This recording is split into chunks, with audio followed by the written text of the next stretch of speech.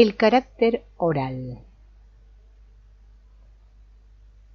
La relación entre oralidad y depresión ha sido observada frecuentemente e interpretada psicoanalíticamente. El concepto de carácter oral fue introducido por Abraham, pero su estudio era de tipo especulativo y se limitaba a relacionar ciertos rasgos con la persistencia de tendencias observadas en el período infantil del desarrollo. Aunque el carácter oral no sea el tipo más común de estructura neurótica del carácter, los rasgos y tendencias orales se hallan en casi todos los individuos que recurren a la terapia analítica. Características del carácter oral. En primer lugar, tenemos la falta de éxito en el trabajo. Generalmente se da una incapacidad para conservar el empleo durante un cierto tiempo. En el carácter oral, la relación amorosa presenta las mismas alteraciones que la actividad laboral. Tiene intereses narcisistas, sus exigencias son considerables y su respuesta limitada. Espera comprensión, simpatía y amor, y es excesivamente sensible a cualquier gesto de frialdad por parte de su pareja o del medio ambiente. Al no poder satisfacer la otra persona las demandas narcisistas, el carácter oral experimenta sentimientos de rechazo, resentimiento y hostilidad. Puesto que la pareja tiene unas necesidades propias que el carácter oral es incapaz de satisfacer, la situación es de conflicto casi permanente. La dependencia es considerable, pero frecuentemente queda oculta por la hostilidad. En el tratamiento del carácter oral hay que convencer al paciente de que lo que él manifiesta como amor es percibido por los demás como una petición de amor. La expresión te quiero ha de ser interpretada como quiero que me quieras. Su actitud en la relación amorosa no se basa en el modelo adulto de dar y recibir. Más bien se asemeja al modelo infantil de necesidad y demanda, en el que la otra persona es considerada como el proveedor de los apoyos narcisistas necesarios. El carácter oral se distingue por el deseo de hablar y por sentir placer en la conversación. Es algo típico de tales individuos. Les encanta hablar de sí mismos, generalmente de un modo favorable. Saben convertirse fácilmente en el centro de atracción, sin sentir el menor desasosiego por su exhibicionismo. Este difiere del exhibicionismo de la mujer histérica o del varón fálico, que siempre tiene un significado genital. Para el carácter oral constituye un medio de atraer la atención, el interés y el afecto. Esta necesidad de expresión va acompañada de un alto grado de inteligencia verbal. Su capacidad intelectual no suele traducirse en éxito, a pesar de lo cual el carácter oral posee una imagen exagerada de sí mismo. Bien es verdad que esta inflación del yo tiene lugar en los periodos de bienestar y excitación. En los momentos de desesperación predominan los sentimientos de impotencia e insuficiencia. No podemos pasar por alto la tendencia a la depresión. Donde quiera que existe es característica de las tendencias orales. Cuando domina la personalidad, determina la estructura oral del carácter. Generalmente la depresión sigue un periodo de mucha actividad y aparente bienestar. La pauta euforia-depresión tiende a ser cíclica, aunque no siempre se ponga claramente de manifiesto. A un nivel más profundo se descubre una dificultad para percibir el deseo. El carácter oral dirá frecuentemente que no sabe lo que quiere. Los deseos materiales suelen carecer de importancia para él. Unos pacientes dijeron que sobre todo querían paz. Se sienten poco dispuestos a aceptar la realidad y la necesidad de luchar por la vida. En la estructura oral del carácter, la agresión y los sentimientos agresivos son débiles.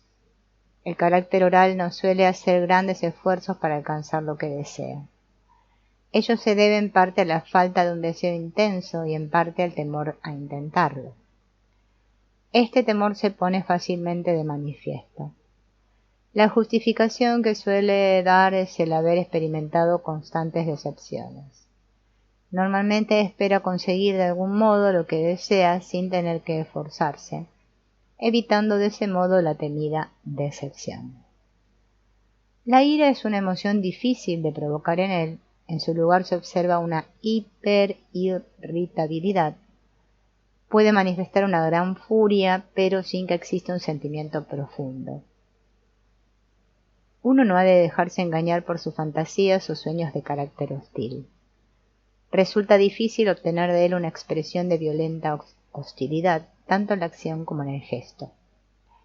El carácter oral es el tipo pegajoso. En casos extremos puede absorber la fuerza y la energía de otra persona. En cualquier caso, la incapacidad de valerse por sí mismo es característica de esta estructura del yo. Otro rasgo del carácter oral es la sensación de vacío interior. Esta se presenta en todos los casos, independientemente del comportamiento superficial. La soledad, aunque mantenga una relación amorosa, se da también con frecuencia.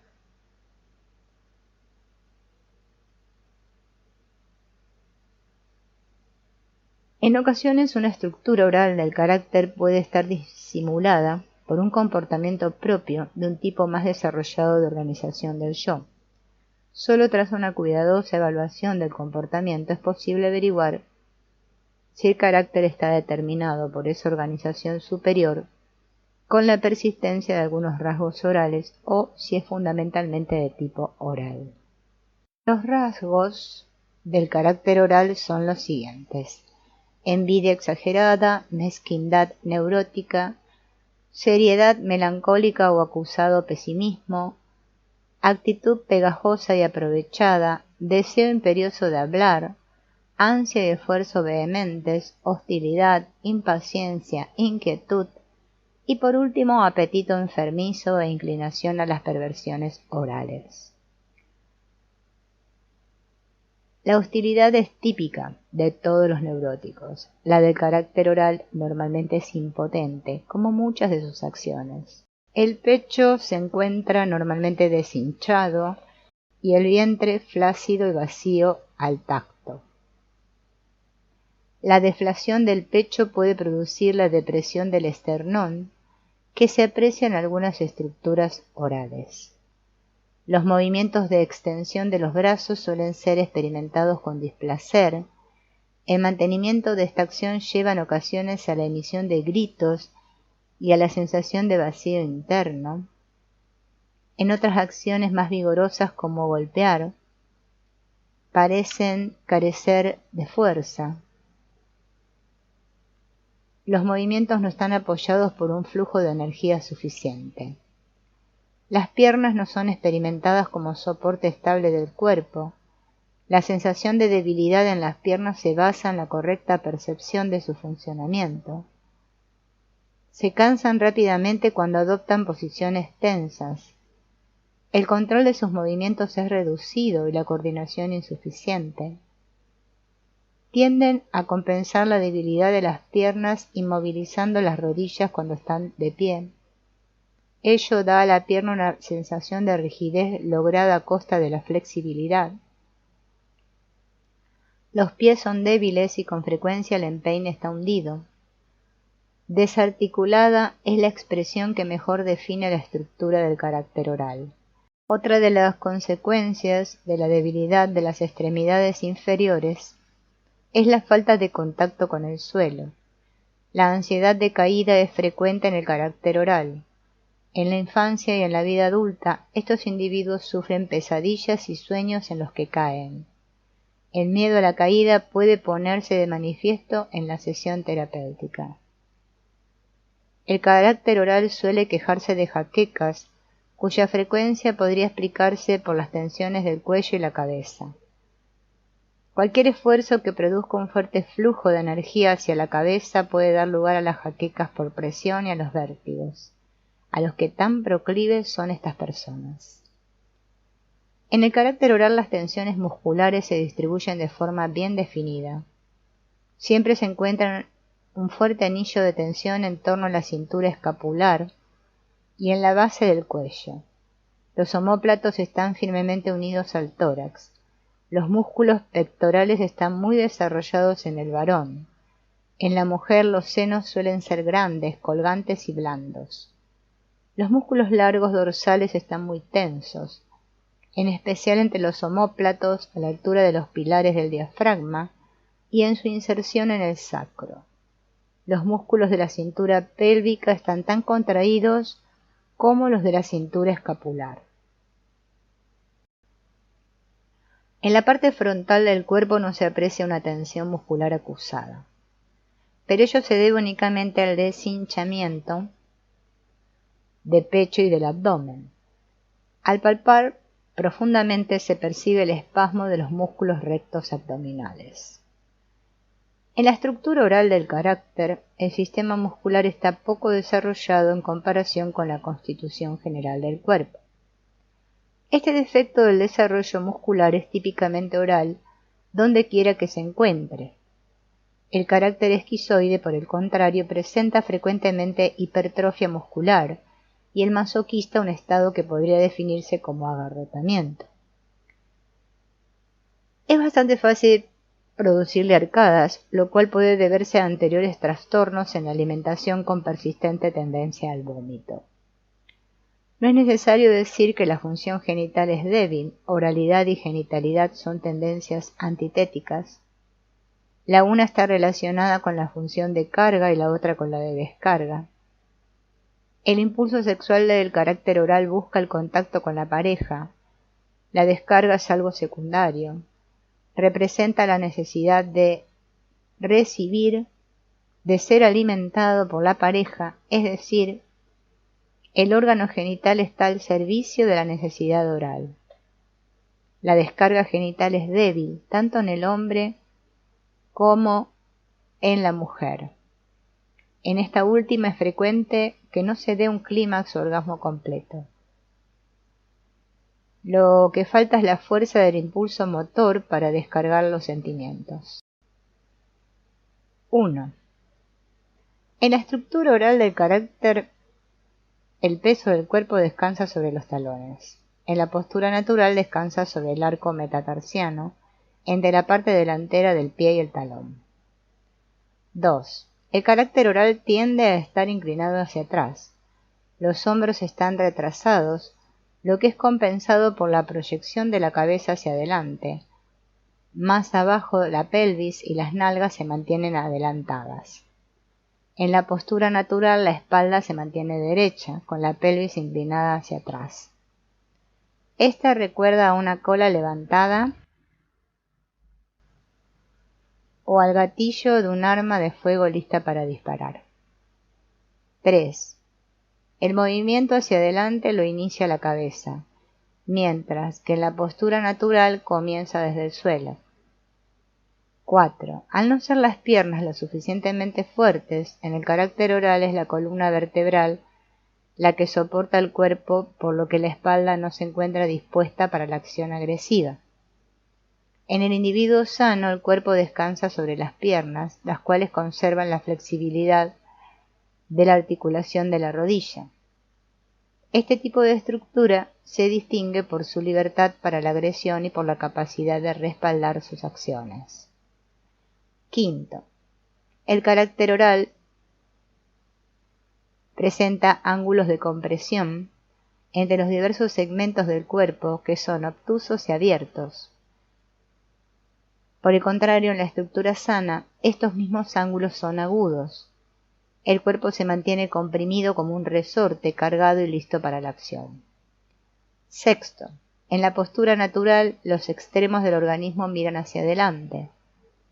Esto puede interpretarse como una proyección hacia el mundo. En el carácter oral, dichos extremos ocupan una posición retrasada, expresando así su rechazo del mundo. El carácter oral es un organismo poco cargado, un recipiente medio llenar.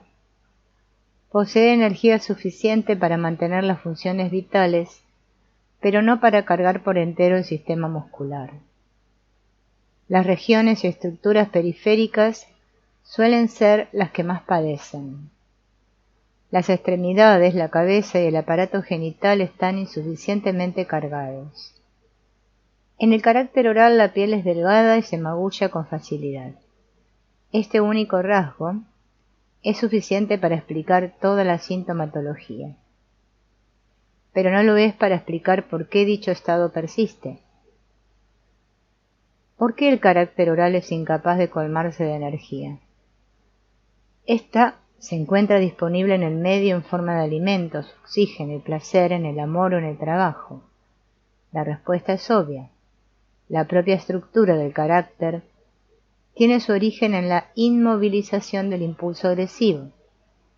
Si un organismo siente temor o no puede extender los brazos para atrapar, la disponibilidad de medios no le sirve de nada. Por otra parte, el carácter oral tiene ciertas necesidades que ha de satisfacer. Su actitud hacia estas es infantil. Espera que el mundo adulto reconozca esas necesidades y las satisfaga sin necesidad de hacer esfuerzo alguno de su parte. Tanto si se considera desde el punto de vista psicológico, en términos de temor, como desde un punto de vista biológico, en términos de tensión muscular y energía de los impulsos, el carácter oral se distingue por la incapacidad de ser agresivo. La debilidad del impulso agresivo se refleja en la debilidad de la espalda. El cansancio de que se queja es atribuible a esa debilidad, localizada en la región lumbar. Debido a ella, el carácter oral como personalidad carece del sentimiento de firmeza. A este carácter lo calificamos de flácido, a diferencia del masoquista, que a pesar del acusado desarrollo de su musculatura también carece del sentimiento de firmeza. El carácter oral tiene grandes dificultades para adoptar actitudes de oposición. Tiende más a huir que a hacer frente y atacar. La envidia se explica por el sentimiento de privación. El comportamiento pegajoso y aprovechado equivale en el adulto a la succión y al ser llevado en brazos en el niño. La debilidad de brazos y piernas sugiere igualmente una estructura infantil. El apetito anormal ha de ser interpretado como un intento de llenarse. La impaciencia y la inquietud son el resultado de los anhelos insatisfechos. No hay que sorprenderse de que el carácter oral manifieste a veces malicia y hostilidad. No obstante, la expresión de hostilidad suele ser verbal y solo raramente física. La incapacidad de proyectarse hacia el mundo le conduce a una terrible soledad. La decepción es la suerte inevitable del adulto, que espera que sus deseos sean reconocidos y satisfechos sin su propio esfuerzo. Son comprensibles los fracasos que sufren estas personas en la adolescencia y en la vida adulta. Las manifestaciones fundamentales de este trastorno requieren, no obstante, una explicación algo más detallada. Cuando existe un fuerte bloqueo en el camino de la energía hacia los brazos, ésta sigue el camino infantil hacia la cabeza y la boca. Ello es lo que produce la verbosidad del carácter oral cuando se encuentra en estado eufórico. Heinkel también es consciente de la naturaleza ilusoria de esta reacción. La manía no es una auténtica liberación de la depresión, sino una negación crispada de las dependencias. La falta de independencia se percibe a pesar de la excesiva autoestima. La energía fluye hacia arriba, no hacia abajo. Las piernas están poco cargadas y no mantienen el contacto con el suelo. No se produce ningún aumento de la excitación genital. Debido a la falta de contacto con el suelo, que es el equivalente a la falta psicológica de contacto con la realidad, da la impresión de que estos individuos están en las nubes, flotando en lo alto o fuera de onda. El hablar demasiado puede considerarse como movimientos simbólicos de succión. El carácter oral busca con su discurso admiración y afecto, es decir, apoyos narcisistas. Al hablar, la boca puede expresar también la función agresiva de morder, en lo que llamaríamos sarcasmo mordaz.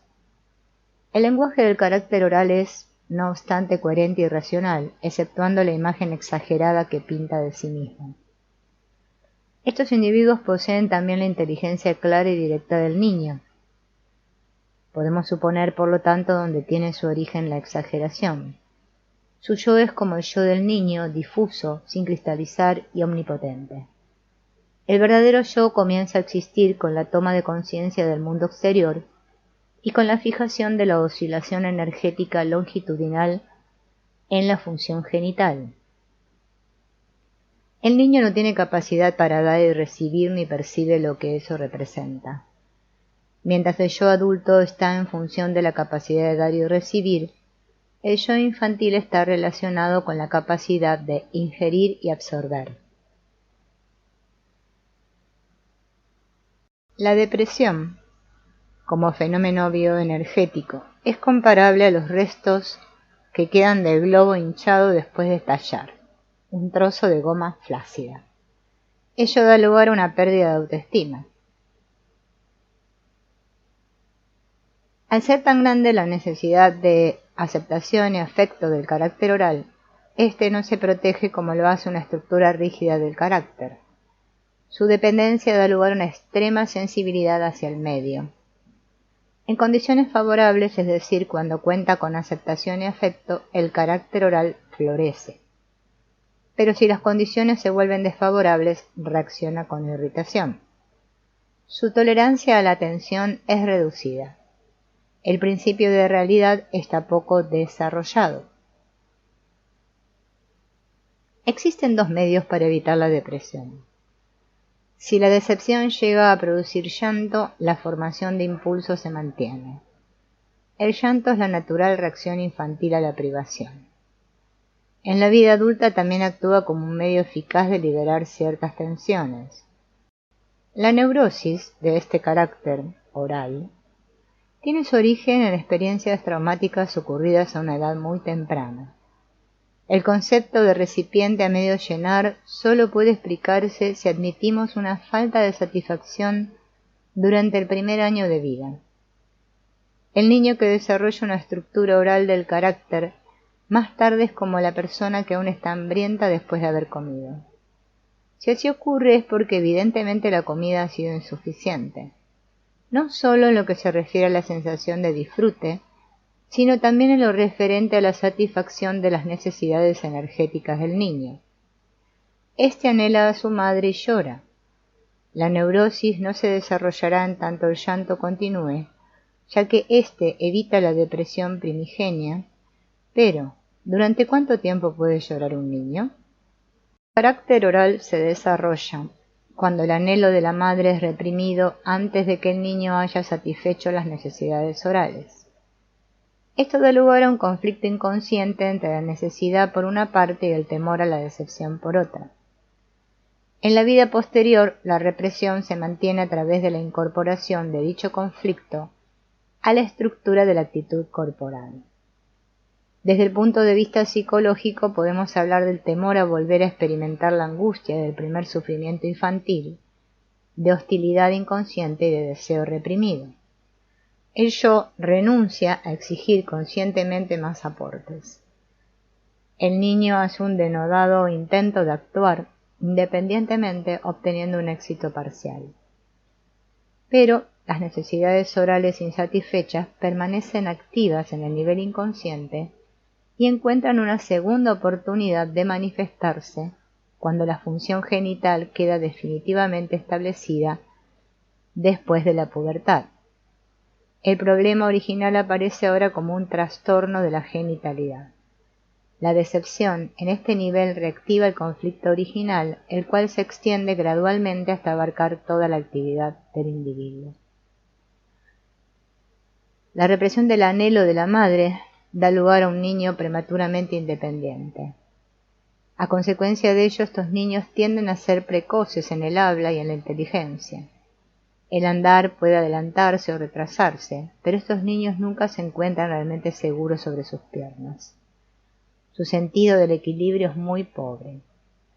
Las madres se quejan de que se caen a menudo, frecuentemente al tropezar con objetos perfectamente visibles. Ni los juguetes, ni los vestidos, ni la satisfacción de las necesidades materiales pueden compensar en un niño la falta de afecto y de contacto físico con su madre. Algunos niños se comportan como si estuviesen malcriados. Parece como si obtuviesen todo cuanto desean y aún así no fuesen felices. Lo que realmente deseaban, el contacto físico con su madre, les fue negado. Habiendo sido reprimido este deseo, nada los hará ahora felices.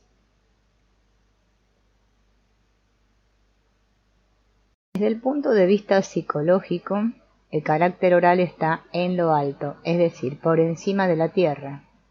Su pauta de comportamiento es todo lo contrario de lo que denominamos estar aferrado a la realidad.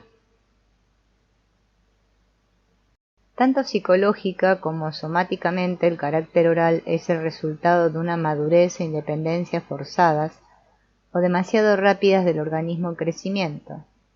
Si las raíces son débiles y carecen del anclaje adecuado, la energía del organismo fluye hacia arriba. En las plantas, esto da lugar a un tallo o tronco largo y a un desarrollo prematuro de las hojas y las flores. A las plantas las podemos podar para fortalecer sus raíces.